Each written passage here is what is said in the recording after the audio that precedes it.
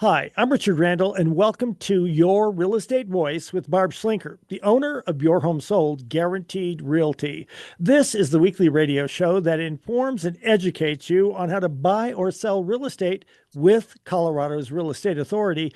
That is Barb Schlinker. Barb Schlinker is a retired Navy veteran. Barb is an author. Barb's also a pilot and a veteran, and Barb and her team enjoy all that Colorado and the Front Range have to offer. So, Barb, great to be talking with you. What are we going to be discussing today? Well, Richard, we're going to start with pricing and the market, and that's because the market is definitely correcting, and it depends on what part of town you're in, what kind of home that you have, the price range, the location. I mean, it is a tough market right now. I actually watched a video from Warren Buffett. He was talking about 7 different states that are going to get hit because in the real estate space. And a lot of it has to do with taxes, insurance, the fact that the prices zoomed up during the boom, but they have not really corrected yet. And Colorado was one of those 7 states for sure. And his comments about Colorado were that property taxes went up almost double for a lot of people. Homeowners insurance went up for a lot of people. And those folks that are wanting to downsize are kind of stuck in their homes, even though they might have a paid for home or a low interest rate. Because if they go buy somewhere else, they're going to pay more than double an interest rate, and the property taxes and insurance are higher. So it also creates a barrier for the first time home buyer because it's an affordability issue. What happened was that the home prices went above the income and they stop buying if they can't afford it. It's just that simple. So most of the experts are predicting that the prices are going to drop over the next year. It could be anywhere from 2% to 11, 12%. It just depends on what part of town you're in. So we're going to talk about how do you position your home in a shifting market. Most real estate agents have never seen that kind of market. We have a huge turnover in the industry. According to the National Association of Realtors, 87% of real estate agents get out of the business every 5 years. So if you go back 5 years, what was that? It was the boom right after COVID, and everything was flying high, watching the clouds go by, bidding wars on everything. Buyers had to compete against the big, BlackRock companies and stuff like that just to get a house, and then they overpaid for it. So now here we are 4 or 5 years later, especially in this military market. Colorado Springs actually recently ranked number 2 in the country for foreclosures. That's really sad for me to say because it's such a beautiful place, great place to live. But the reason is we have a lot of military, a lot of government workers. They're taking advantage of the VA benefits. They bought homes during the boom, no money down. And if they had to move in 3 or 4 years, guess what? They don't have any equity. They're upside down and they don't have solutions. And if other agents have never seen a market like that, they don't know what to do. Some of them are trying short sales, but we're seeing a big surge in the number of bank-owned homes taken back in foreclosure. And so it hasn't really affected the market yet. It's not as many as we saw during the meltdown, and I don't think it will affect the market because it's still a great place to live. But I am going to predict a slight correction into next year. So that's the first topic. The next one is, what about lowball offers? So home sellers get offended if it's not full price. Sometimes they get offended if it's not over full price. And at the end of the day, all of the real estate agents that are actively selling in the market kind of got the memo that it's not necessarily a seller's market anymore. So what they're doing is they're testing it and they're coming in with these low offers. And it's a risk to the buyer. If the buyer really wants the house, it opens the door for another buyer to get the home. But it shouldn't be something that offends the seller. So we're going to talk about some ways to deal with lowball offers and still end up at the finish line where you all want to be. And then the other question I get a lot is about the cash offers. A lot of people have this assumption that, oh, well, how much am I going to lose in equity if I sell to an investor? And most of the investors will come in and try to take more than half of your equity, no question of that. But ours do a little bit better than that. And there are certain situations,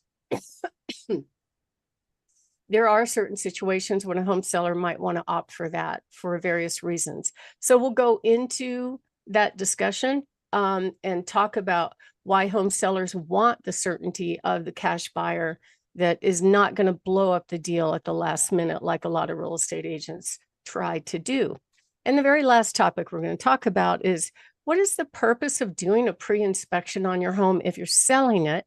And as always, I like talking about my hot new listings. Richard? Barb, we air Your Real Estate Voice every Saturday. And if people can't listen to the entire show, it is always available on Barb's site, barbhasthebuyers.com, or just go ahead and search for Barb. You'll find her on most of the popular podcast platforms like iHeartRadio. Every week, Your Real Estate Voice covers great information about the housing market and one of people's largest assets, their home. So, Barb, right now, the real estate boom seems to be behind us now with higher interest rates, more homes on the market, lower demand, with the market slowing down a little bit. How does a home seller know if a house is overpriced? Well, generally, a home seller can tell almost right away based on the number of showings or the volume of interest on the home.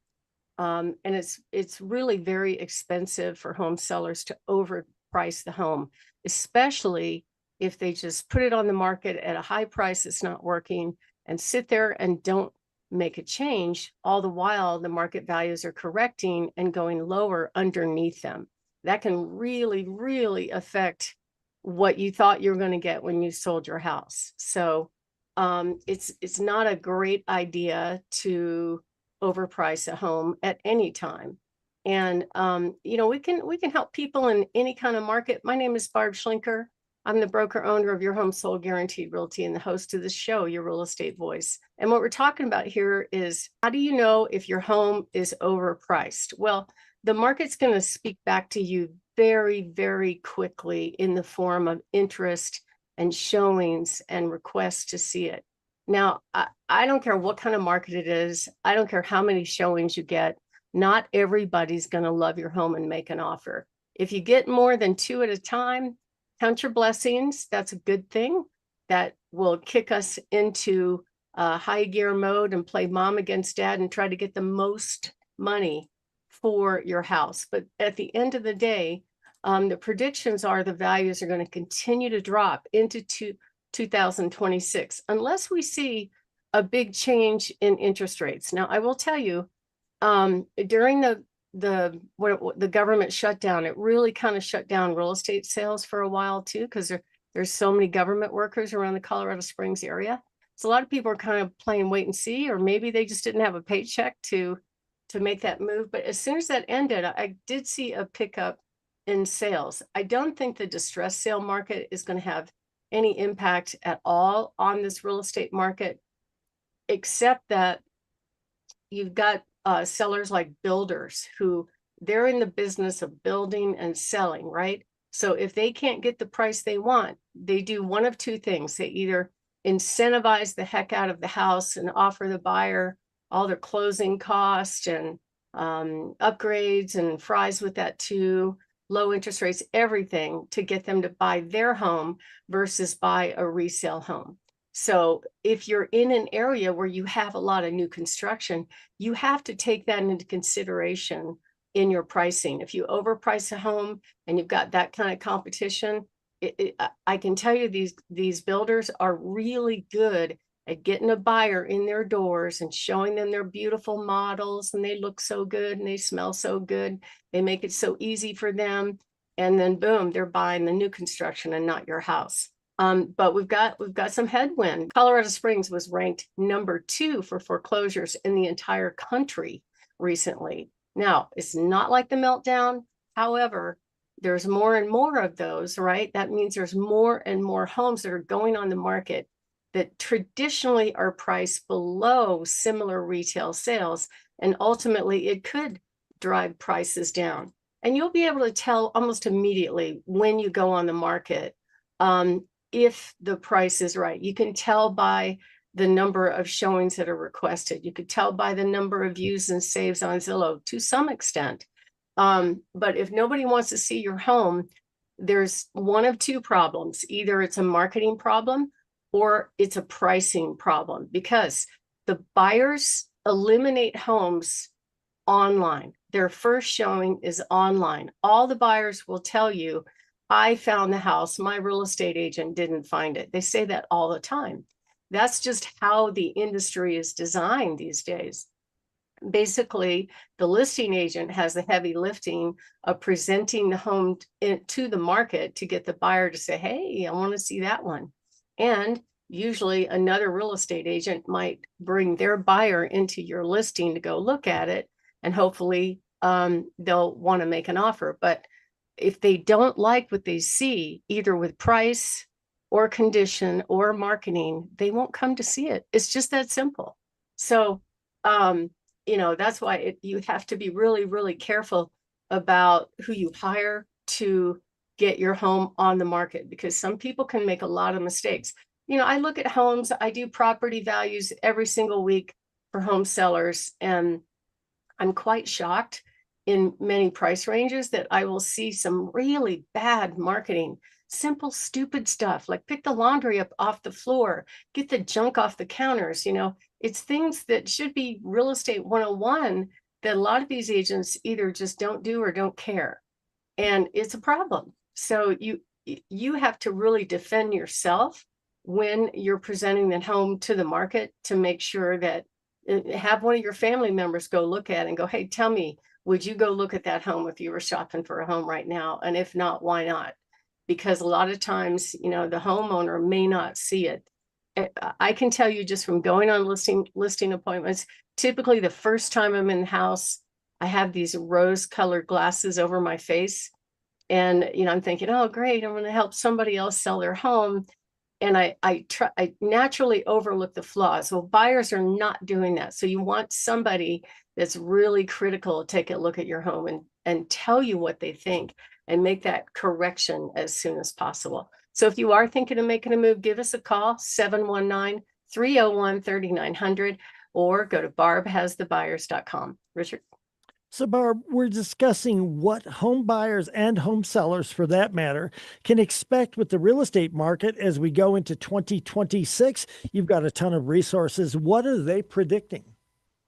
Well, all the predictions are basically from not just Zillow, but also some other sources that I have, that the prices are going to drop. Okay, so what do you do when prices are dropping?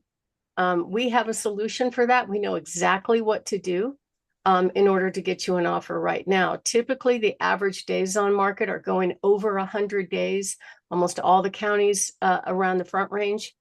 And that tells me that whoever they hired to list their house is looking backwards at some similar sales and saying, well, your neighbor's house sold for this, therefore this is the price, without really understanding the market and without really understanding the trends in the market. Just last weekend, I was talking to one of my colleagues who was out showing a buyer in a certain neighborhood where there's quite a bit of new construction. And she told me, she goes, the buyer was absolutely in love when they walked into this new home. Everything's fresh and new, quartz counters, beautiful. They gave her financing incentives, as compared to pivoting to a used home that has tired carpet that needs to be replaced. They're just going to pass on that. You can't expect the buyers to absorb your flaws. That is your competition, a brand new house. And so that means that, you have to either make your house that pretty or price it very aggressively where they can't deny the deal and want to make an offer in that case. Richard. You're listening to Your Real Estate Voice with Barb Schlinker of Your Home Sold Guaranteed Realty. She's the host of the program. And if you are thinking of making a move, call Barb. The number is 719-301-3900. Or as always, you can visit barbhasthebuyers.com. We'll take a short break. When we come back, we'll be discussing what is considered a lowball offer here in Colorado. Stay tuned for that.